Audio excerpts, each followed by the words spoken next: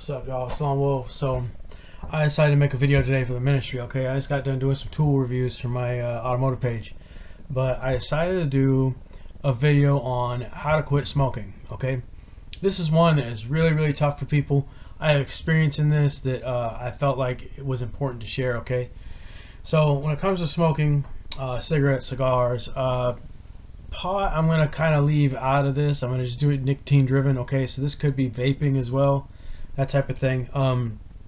So quit smoking before it's too late. Okay, I quit smoking multiple times in my life, and I smoked cigarettes for a while. I smoked cigars for a little while.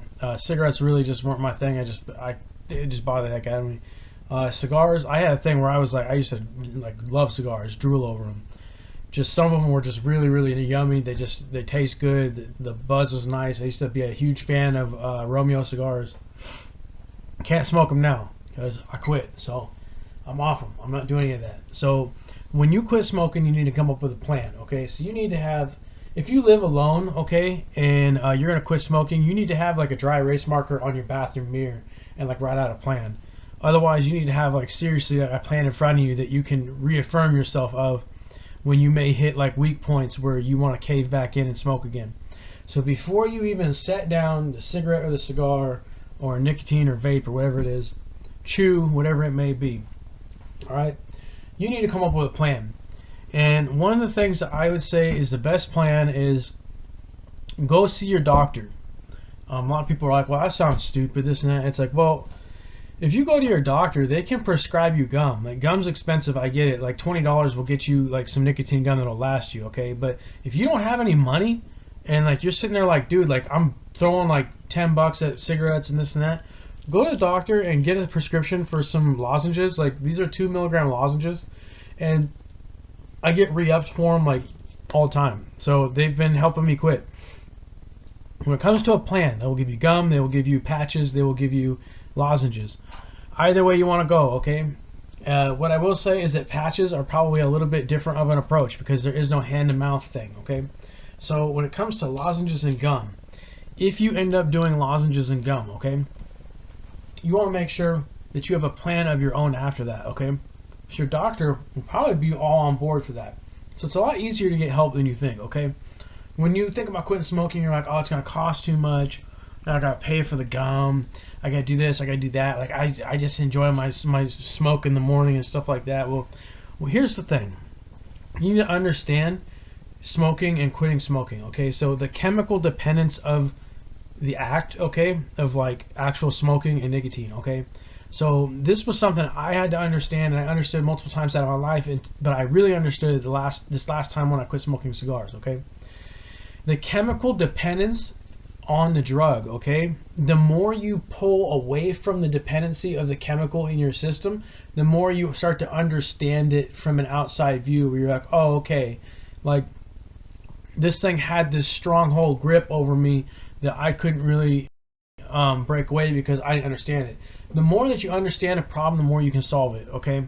So if you have a problem, or you're smoking a pack a day, half pack a day, even if you're smoking 1 or 2 a day, okay, come up with a plan. The first person you're going to want to go for with a plan, well, you can sit down and talk to God about it. I mean, you'll get far with it, where you're like, okay, this is why I want to quit smoking, this and this and this. But you want an actual plan, go to a professional for it. So go to your doctor, tell him I need help. Like, if you can't afford nicotine replacement, you need to talk to him and just be like, yo, like, can you hook me up? And they will hook you up with a prescription for gum or for lozenges and help you out. At least they did for me, okay? So the reason I say do gum and lozenges, okay, patches are one thing. Patches made me sick, okay? Like I tried nicotine patches. My problem was they say it's like step 1, step 2, step 3, something like that. And I bought, I think it was step 3, but I didn't realize it was like the most powerful like patch you can ever buy. So I slapped it on and I got sick as a dog, dude. Like I started puking everywhere. I felt like crap. I took them off. I was burnt from patches. I couldn't do it. So I went about the wrong way. I just didn't think about it. I slapped a patch on and I was kind of dumb about it. So go to your doctor. That's the first step you should take when you're going to quit smoking. And a lot of it is if you smoke and you're like, I don't want to quit smoking, I want to quit vaping, I don't want to do that. It's like, dude, you have to make a step now, because 20 years down the road, you're going to look at yourself like a dumbass. mess, okay? And like for me, I wish I would have quit smoking a long time ago. Personally, I didn't do like this whole big, damage to myself, which is good because I wasn't one that was like chain smoking like 100s all day long, like chiefing. It's not how I was. For a while I was, but I cut back on cigarettes. I was able for a while just to throw them out cold turkey. I don't know how that happened for me. Some people are good at that. We're like cold turkey. I'll just throw it down and I'm cool. A lot of people can't do that. Majority of people, you need to have an actual replacement therapy. So what I would recommend, okay? What I would recommend is if you do lozenges or you do gum, okay, and you want to step down, you get the 2 mg lozenges from your doctor or from the store, okay? When you take those enough, you're going to start to become dependent on them, okay? So you'll start sitting there going like, oh, I want some more of those. I need more lozenges, this and that. You need to do it where, okay, like say you get 4 bottles of these in a pack, okay? The first 2 packs, you'll take them when you would smoke a cigarette or smoke a cigar, okay? The second round, okay, that you have 2 of these here, buy yourself some Halls. A lot of people say sunflower seeds, okay? Sunflower seeds, Halls, like cough drops, gum, and transition it where you're like, okay, like I put a lozenge in, like I've got one in right now. So metaphorically speaking or chemically speaking, I'm smoking a cigarette or a cigar, okay? So in 2 hours, I'm like, man, I could really use one of those nicotine lozenges. I'm gonna pop into Halls, okay?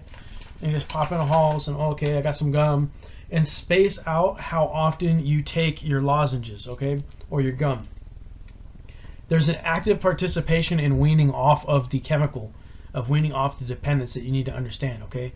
And I think there's a I've seen people that I've seen smoking cessation programs from the inside, okay, and this is just from my past experience. We'll talk about it when we get to that, but where there's people, say you go to the hospital with a pneumonia and you smoke, and they just kind of like shake their finger at you. You hear, here's replacement therapy. This is what you should be doing. Here's your pamphlet. And you're like, okay, this didn't really tell me that I need to do this and then that. And like, there's stuff that's off the books, man. Where people will tell you you need to do this, and there's this, hunky-dory way you need to do this, and it's just how the world is, how healthcare is, how things are. The realistic thing is you need to come up with a plan for yourself, where you see. You could get a pneumonia in the hospital, okay, and you leave, and you're all right. I'm serious about this, but you're like, throwing these down your gullet like a bottle a day, and it's like, hold up a second, like this ain't what I'm supposed to be doing here. Like it's too much. Maybe some people it's not, where it's like, okay, you smoked a lot, and you need to be on these like all the time until you can wean yourself off, and there's a period of it. Being uncomfortable when quitting smoking is the most important thing you can get used to. Being uncomfortable is a good thing, okay? Something you need to know about quitting smoking. What are your triggers, okay?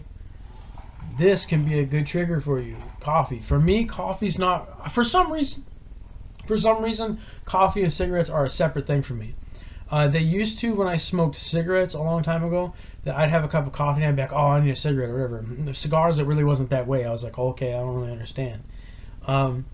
But you need to be mindful of what your triggers are. So outside of like coffee, stuff like that, stress is a trigger, okay, where you get stressed out and you're like, oh, let me throw in a lozenge. One of my triggers for smoking a cigar was working on cars. I'd get halfway through a job and I'm like, all right, I'm going to light up a cigar and just kind of puff it around and put it out and yada yada. Well, it was a lot better for me because I didn't have transmission fluid on my cigars and in my mouth and stuff, and like you don't want to play. If you're a mechanic, dude, drop the cigarettes and drop the cigars. You will thank yourself. If you have to, pick up some Nicorette. Like while you're working, pick up some Nicorette, throw Nicorette in, because you're going to notice you don't blow a bunch of time sitting there going out to smoke a cigarette or whatever, and your hands, you don't have a bunch of engine oil all over you and you're puffing off a WD-40 and stuff. It ain't like that. So like mechanics, like, yeah, drop it, man. It's way easier on you. You have a lot more energy, okay? So when you come up with a plan, you need to talk to your doctor, okay? A lot of people will say, like, I can do it on my own, this and that, and they last about like 2 days. You didn't really have a plan, dog. Like, what was your plan? I set them down and I threw my pack of cigarettes away. That really isn't the way to do it. I'm just going to tell you that. Some people are like gung-ho, like, yeah, throw them away and this and that. It's like, if you're going to go like that, you best stick to your plan. But if you've done that 15 times now and you always go back to 7-Eleven and buy yourself a pack of cigarettes, it's probably not going to work for you. So change your plan action. I would say go to your doctor. Go to your doctor is the smartest thing you can do. Why? Well, a good checkup is good anyway. I advocate for going to the doctor. Why? Well, I mean, it's just a good thing to do, okay? But to get some help is probably the best thing you can do. One thing I had a doctor, she was a freaking sweetheart. She ended up leaving the clinic and I'm freaking sad about it because she was a really good doctor. But she was like on my ass about it, where she actually called me on a video call and was like, so how's it going quitting smoking? I'm like, good.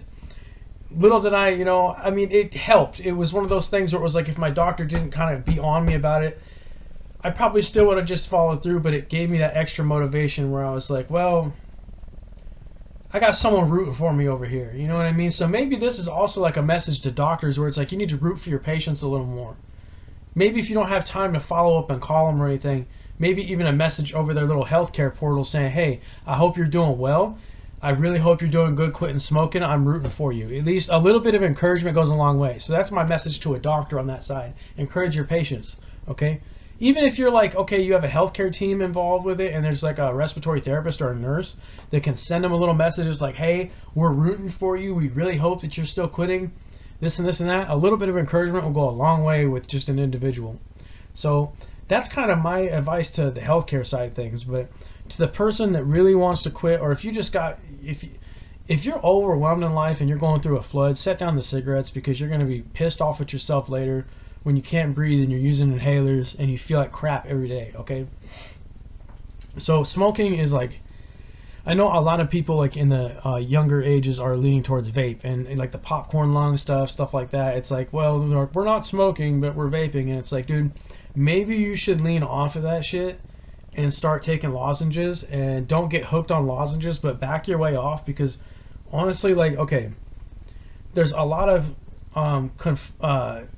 there's a lot of things about smoking where people say we're like, okay, with the Bible, like Paul smoked, and it's like, okay, don't use that as a justification to start smoking or keep smoking, okay? Just because Paul smoked doesn't mean that you should smoke. Okay, times have changed too. The goal is to phase out like cigarette smoke and stuff like that. Like 5 years ago, I probably wouldn't have said that and been like, cigars all the way. You know what I mean? Like I was going home about them because I love Garcia Vegas. I love having a nice glass of wine and a cigar, but I can have a glass of wine without having a cigar. And well, a glass of wine sometimes is a trigger for me to have a cigar. So like once you start to like awaken and get wisdom and start to figure things out, you start to understand things a little bit better. So I'm not saying that Paul wasn't wise, because, well, Paul, read the Bible, okay? That's all I gotta tell you. When it comes down to it, we're in our modern age, okay? So you need to understand that quitting smoking is a form of taking control of your own life and your own mind, okay?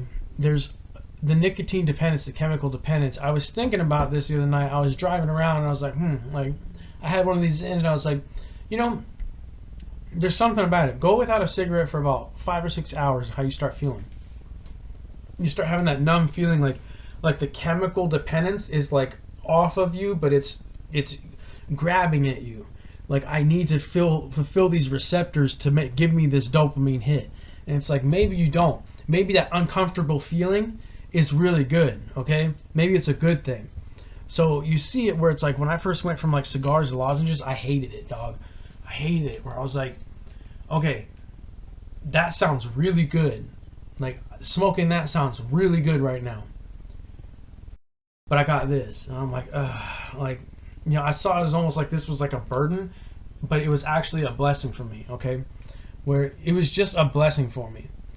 Where I looked at it and I was like, oh, okay, like, not inhaling that into my lungs and having this help me chemically and physically and spiritually just detach from it, where I could see my problem from an outside view. And I was like, oh, I had an issue. Like, I was lighting up cigars all day long and just puffing it and sitting in the dash while I was out working and stuff. And it's like, that ain't smart. Why? Well, for one, I was throwing money at something that was, destroying my own health. It's like, I've already had enough of my time and life and things taken from me. And it really wasn't smart for me to just, like, it was almost like I was letting something consume me after I'd already been taken advantage of enough in my life by being lied to and cheated and stolen from. Like, if I'm going to spend the rest of my life, for me, I'm not going to live for Garcia Vega. nothing against Garcia Vega. Y'all make really good cigars. But I'm just telling you, like, it's just, I couldn't give that extra piece of my time that would chip away at that, and potentially it could kill you, okay? So smoking, man, it's like, when it comes to smoking pot, I'll have a whole different outlook on it, okay? There's people that smoke pot for different reasons. They smoke pot to fill a painful, crack that they have in themselves that they almost use as a security blanket. The woman who destroyed my life, she ended up using pot as a security blanket, and she admitted that to me. That was her like mental security blanket, and it was probably to blanket her from a whole bunch of trauma that she went through as a kid. And so that was something that was like, oh, okay. And even like through her like teenage years, probably, that there was probably a lot that she went through that she blanketed her emotions with it a lot. And I found myself doing the same thing when I had a problem with pot, and I had a real big issue with pot, where I smoked pot and I just like was like, fuck, like I can't let go of that, because it would numb reality to me. And it's like, it felt like that was the right thing to do, but at the same time, like it was necessary for brain, predecessor for brakes, but it was not the right way to go for me, okay? Some people, it's like, some people I kind of advocate for it a little bit, because I'm like, you just went through like a really bad war or two of them in your life, and like you're having flashbacks and PTSD, and maybe that does help you, where you're smoking pot and maybe you're reading the Bible at the same time. And a lot of people, they open their minds and they gain wisdom out of the Bible, but they have a hard time remembering it and retaining it because they smoke pot, okay? So smoking pot, it just wasn't for me. Smoking cigars, it wasn't for me. I kind of let go of all chemical dependence. The only thing I got a problem with is coffee. I love coffee, bro. Like, you can't, I don't care. You're not taking that cup of joe out of my hand. That's kind of how I was about it. Maybe I'll change about that and flip coffee off and be like, yeah, I was dependent on that. I could be. Once you start getting wise and you start walking with God, though, you start setting things down. And you're like, okay, I understand why this is bad for me, okay? So understanding the chemical dependence of nicotine and your brain and how you work as a human is important, okay?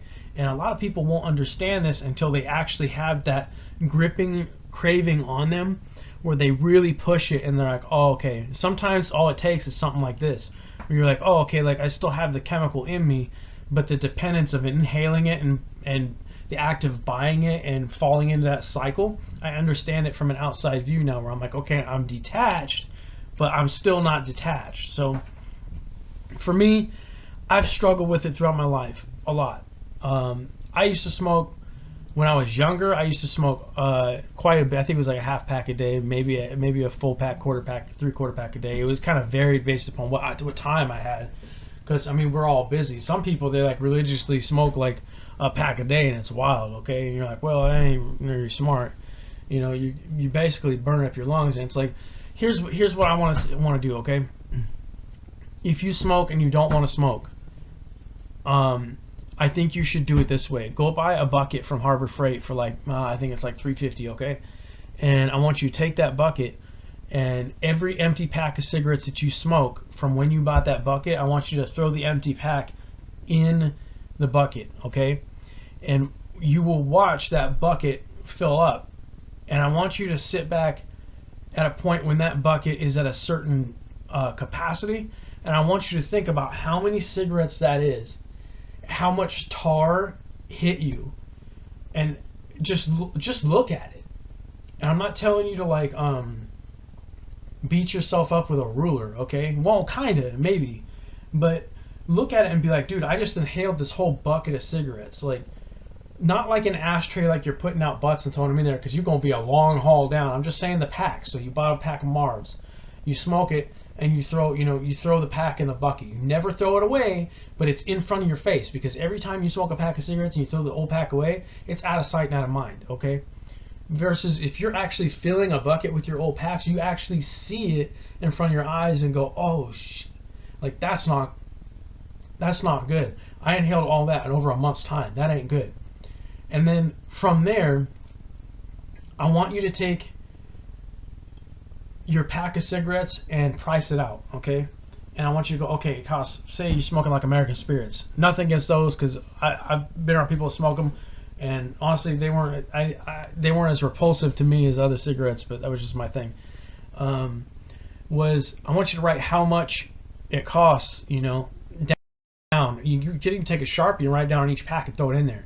Total that up when that bucket's full, and you'll be like, dog, like, I could have done a whole lot more, like a whole lot more than that. So it's like, if you think about it, I know this is gonna be stupid that I'm gonna say this, okay? But how many packs of those cigarettes could have bought you one of these, all right? And how many packs of cigarettes could have bought you one of these? It's one of those things. I'm just playing around, but I'm being serious. Like, what things could you have bought that could have furthered your life instead of damaged you and fed a habit that kept you stagnant in life, okay? And so I worked with people that smoked, and my mom smoked, okay? A lot of my family members smoked. And to get people to quit is one thing that's kind of wild, because if you're with somebody that smokes and you actively make the decision to stop smoking, you will have a problem in your relationship. Maybe not, but generally you will, because if you're not smoking and your wife is smoking, or your girlfriend is smoking, your boyfriend or husband is smoking, that person is going to be annoyed by you because you're not sharing in the habit with them, and you're detached from the chemical and they're in the chemical. So there's this here. And I had this in relationships that I was in, where I had a girlfriend where she kept smoking, but I quit smoking, and she kind of saw me as like annoying, where it's like, oh, you're annoying, you don't smoke. If I put in Nicorette, it was the same thing, where it was like, there was an active, how do I say this? This actually happened with my mom's, where I quit smoking and I was around her for a bit, and I could tell she was irritated with me, where she was like, you put that, just light that thing up. Like, it was almost like she was happy for me, but at the same time she was like, I don't like that. And it's almost like it triggers something here, like, and maybe it's a cascade effect where that person goes to quit, but sometimes it doesn't. And so it's like, okay, you quitting smoking is a shockwave effect on everybody, in a negative and in a positive impact. And it could be a negative impact, or it's perceived as a negative impact that turns positive, or it could just be that it has a social impact in general, where you quit smoking and it makes people feel a certain type of way. Like, for me, I quit smoking pot, and like nobody wanted me around. And it's because I hung out with people that smoked pot and were in the studio or doing this and that, and it's like nobody wanted me around. And it was because I had this clarity of mind where everybody was just like leveled out, but they had like some like there was something that was triggered in here against me, where they're like, we don't like that, like, you changed up your ways, like, you're not smoking pot anymore, like this and that, like, you're not on this wavelength with us. And I'm like, well, that's kind of hard, because I don't really care if I'm around people that smoke pot. Like, if you're high around me, like, I'm not really gonna trip. It's not me. Like, I don't care. Like, it ain't like I'm not smoking it, but from both angles, like, it's seen differently. And some people see it where they're like, I quit, and they're like, I feel better than you because you're still smoking. And it's like, well, maybe you shouldn't feel like that, where you're like, I took a step in a direction that they haven't taken yet.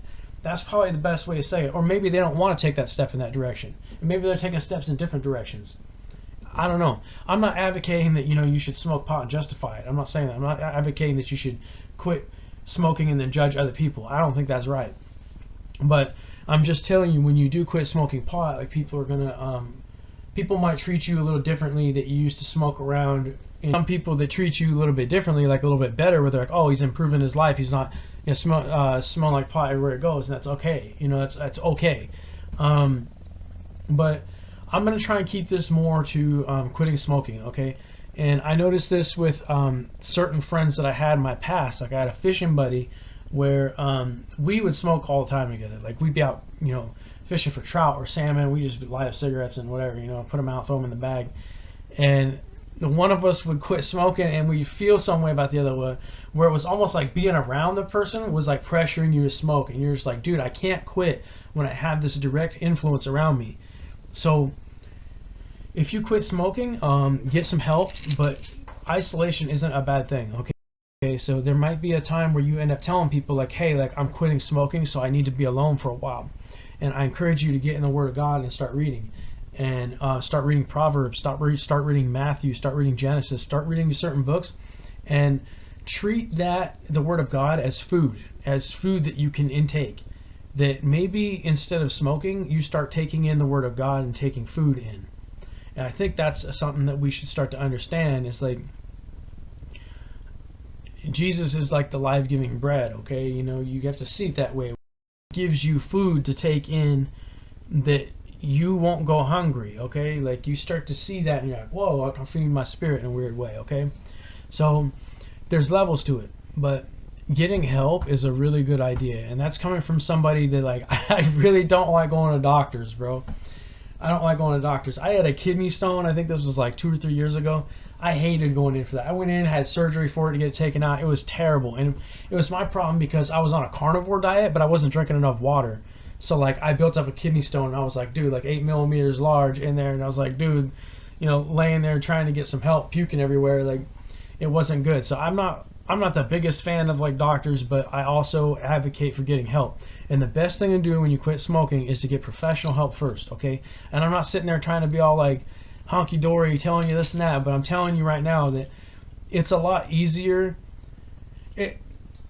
There's a lot of people that say they're going to quit smoking, and they hike the ball to do it and throw it away, and then they throw the ball out into the crowd and they start smoking again.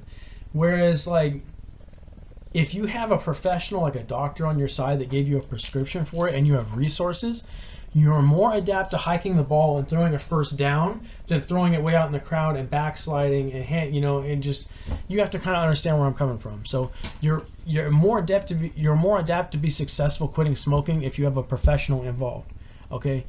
And I just say that from the bottom of my heart. It's really smart, okay? It's smart to go that way. Some people may just be like, I don't want to go to my doctor and this and that. They want to take my blood pressure and I got to be on all these pills. And it's like, well, if you quit smoking, maybe you wouldn't have to be on all them pills too. So there's a lot of positives to quitting. So a lot of people may see like I quit smoking cigarettes or cigars or quit chewing or quit using nicotine and my health got dramatically better, where say they're on metoprolol or something, they're on some sort of heart medication, okay? That maybe they quit smoking and they don't need as high of a dosage of it, or they don't need to take a baby aspirin every day, or maybe they're on beta blockers and they don't need beta blockers because they quit smoking a year later and everything's leveled out and they're like, whoa, I can live a whole different life now. So there's a lot of perks to it, okay? The cons to it, well, you're gonna be kind of grouchy, okay? And that's why I say get this, because if you're gonna quit smoking, here's the deal. If you smoke and your wife or husband or boyfriend or girlfriend or whoever you're with, even your roommate, doesn't smoke, it is a lot easier, bro. It is a lot easier. So, and if you have somebody that's with you in the same household that does smoke, try and quit together. And if you say you're like with a chick that smokes, okay, and you smoke and you decide not to smoke and you tell her you want to go on a break, like a relationship break, and do some isolation and quit smoking, and like she throws like a fit about it, then you need to tell her that she can't kind of force that on you. I think that there's a level of boundaries you need to have with somebody that is in the same household or your same circle of influence that smokes, that you need to have that boundary with them where you're like, hey, like I'm serious about this because I don't want to die, okay? Like I don't want to get sick.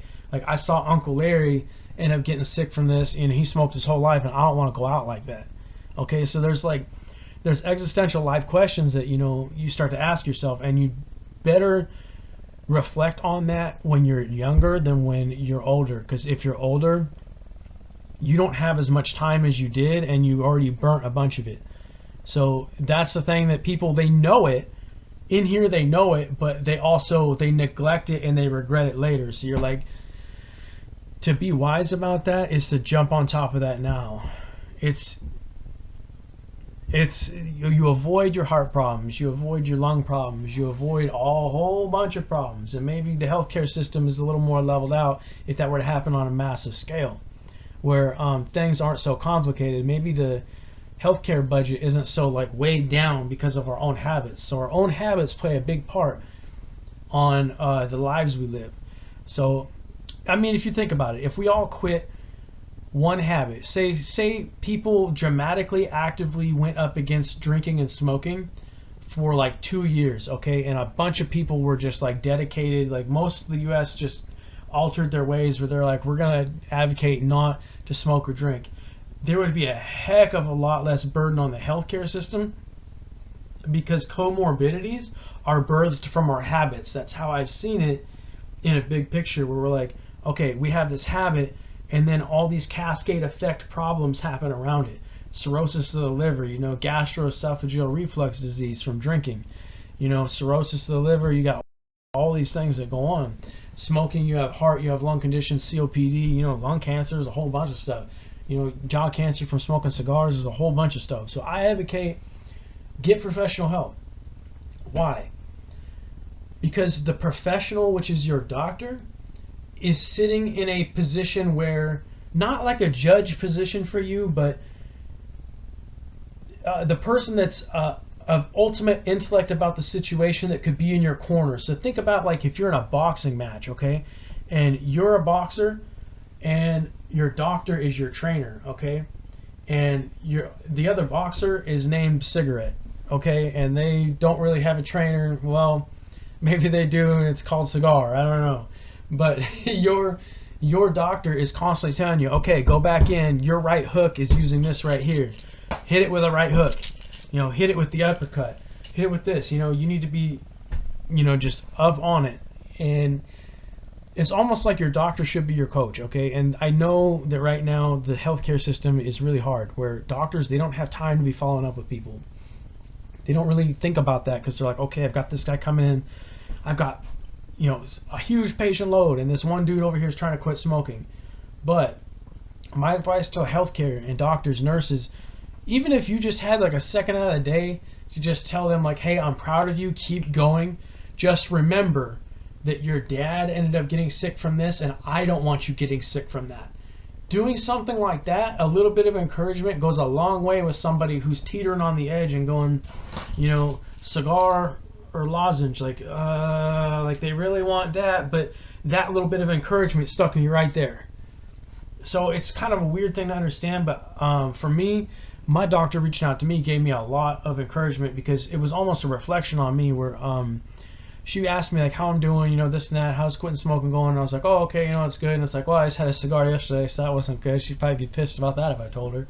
So it kind of made me just throw them down all together. And I'm like, I didn't want to disappoint her, you know what I mean? And it's like, that was kind of strange for me, but it almost, the person rooting you on, it gives you kind of an extra boost not to fail that person in a way. It's like, and if you don't fail that person, I don't want to fail myself either. So it's that little extra bit of puff in your feathers. You're like, I didn't really understand, and I was in it with it, dealing with people that smoke. And so seeing that afterwards, I was like, oh, okay, like I only saw like a certain perspective of it, but once I saw like the basic care side of it, I was like, okay, like that doctor did something really good.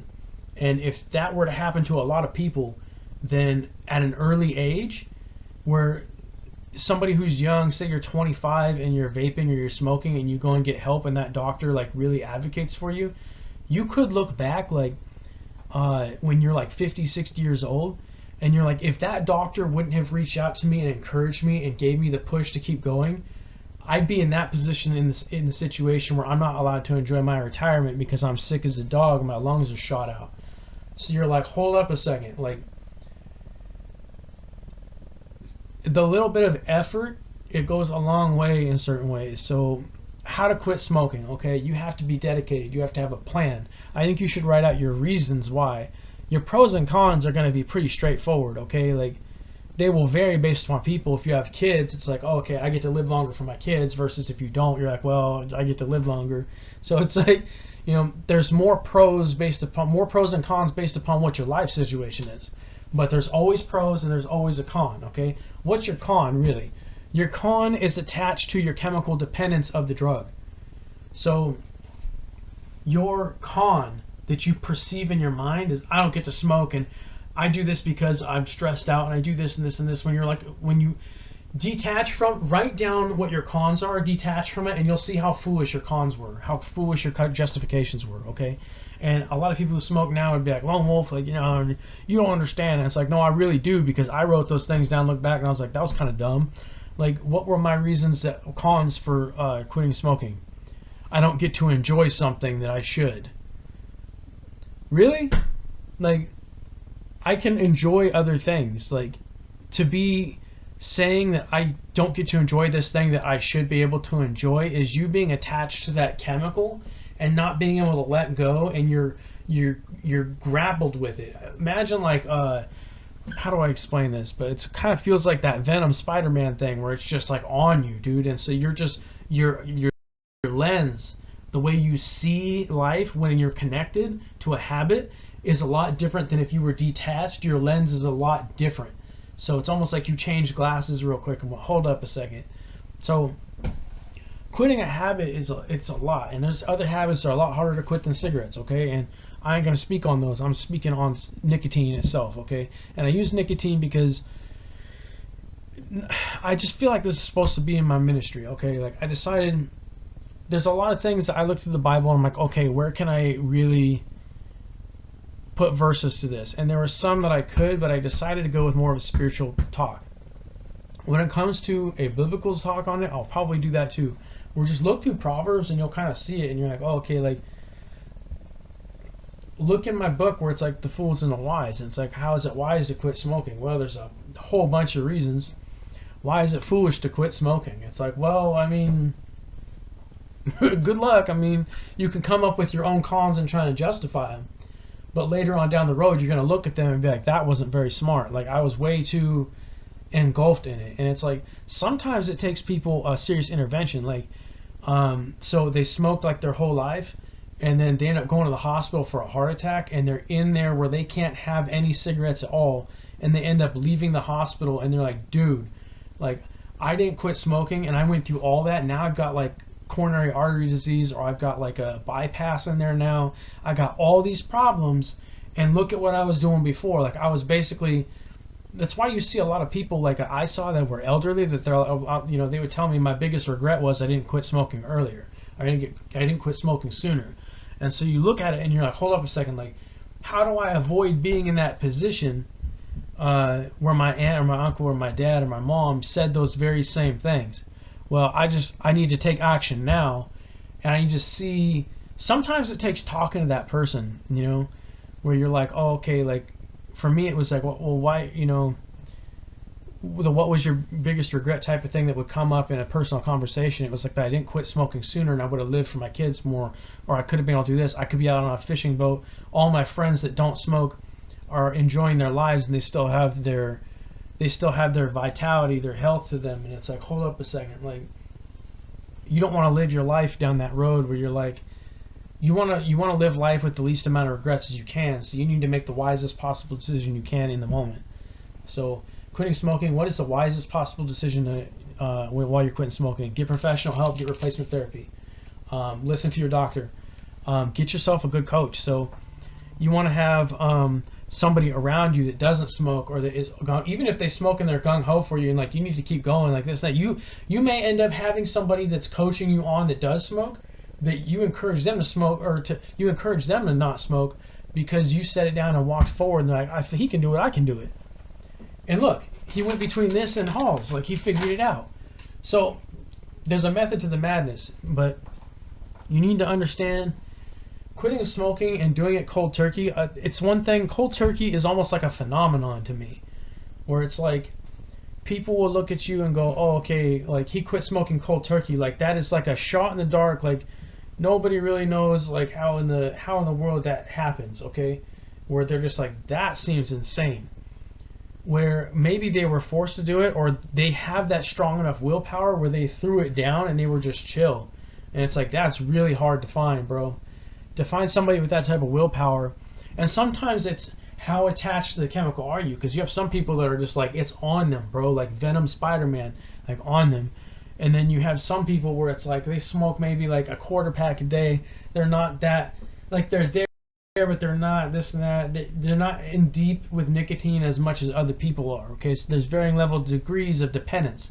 So I think the varying levels degrees upon dependence determine your free will to detach. Sometimes there's anomalies, I think, but I do think that that is the case, that you will have people that their dependence, their level of dependence correlates with their ease of detachment without replacement therapy. Something like that, maybe something like that. But that's just kind of how I saw it. I'm trying to use examples here of, I'm not going to name names or nothing like that, but examples that I had. But here's an example of the couples thing, okay? Like, I had a friend where him and his girlfriend, they both smoked, okay? And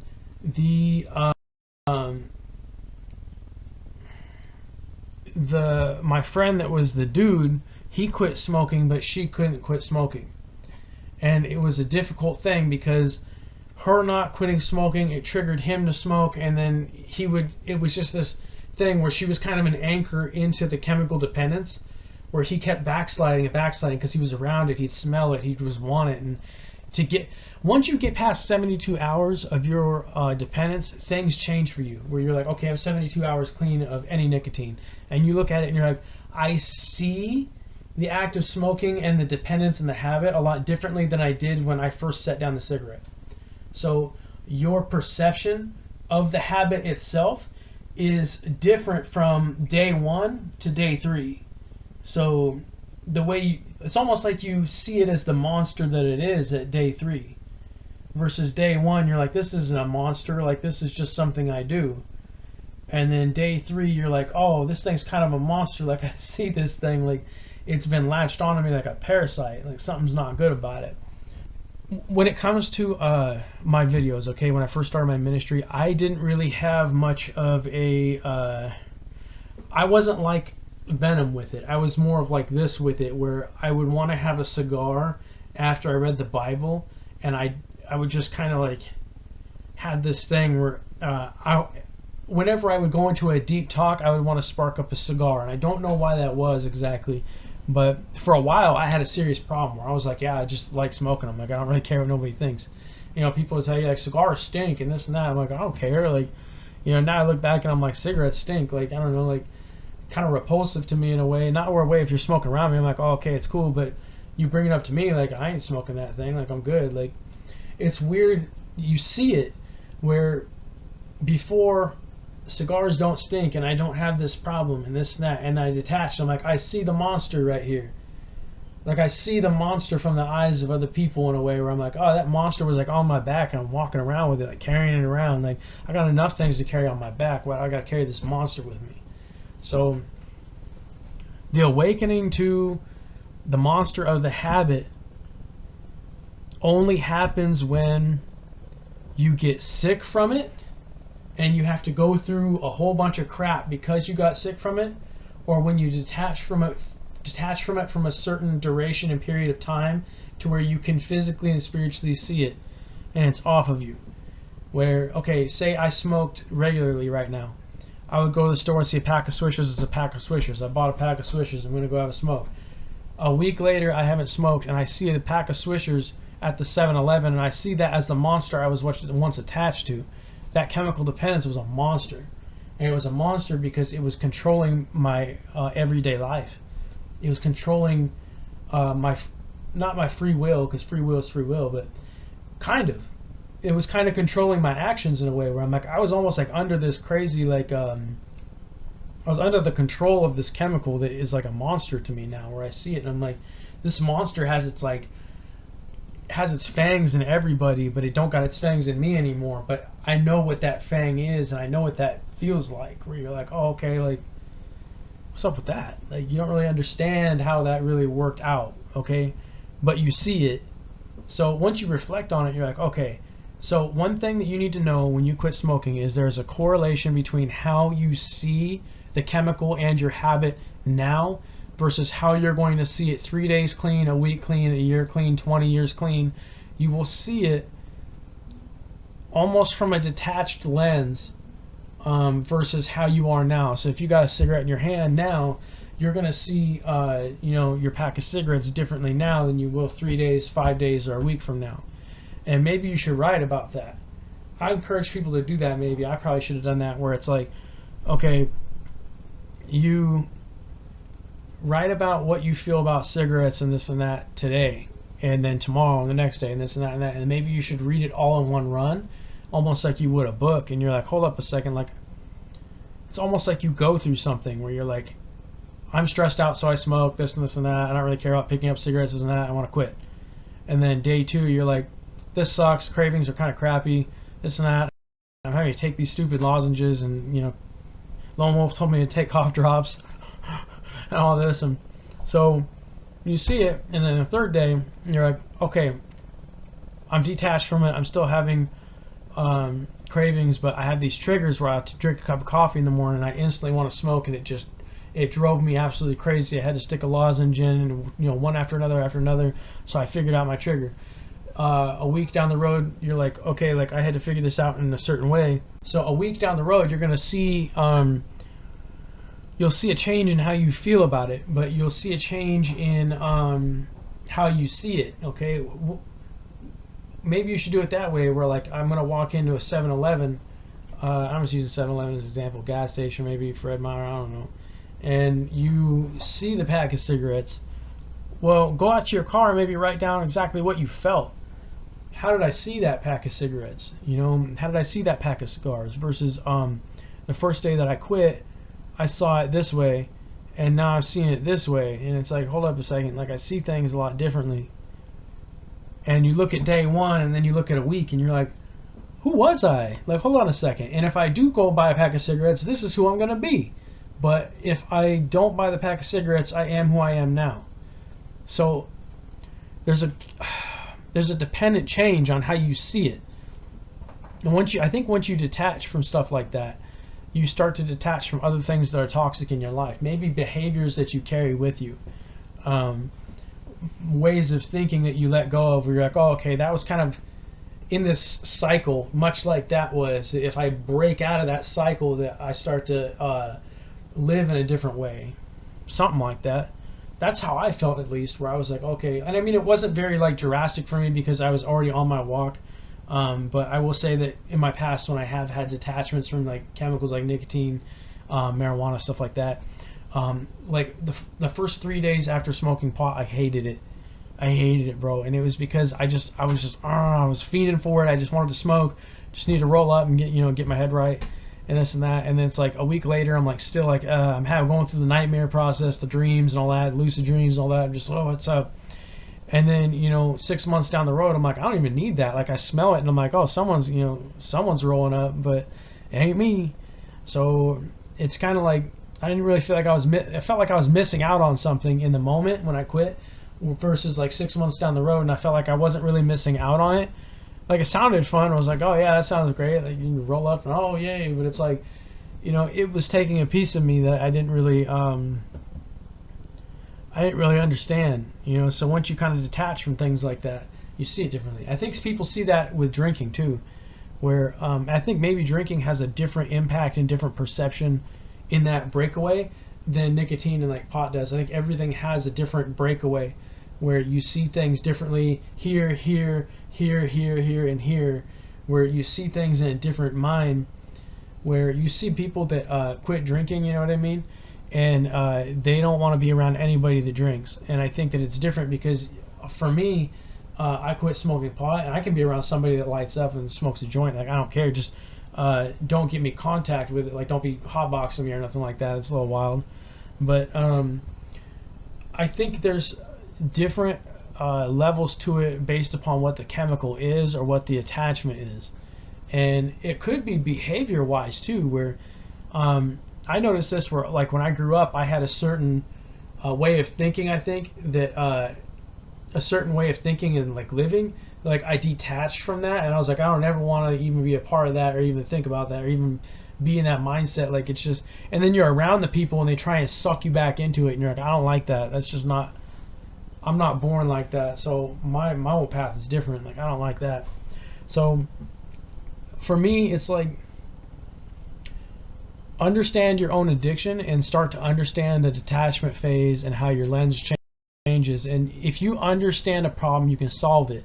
So if you understand that your perception will change of nicotine 3 days later and then a week later, you understand that while you're here, you have a better chance of detachment and success.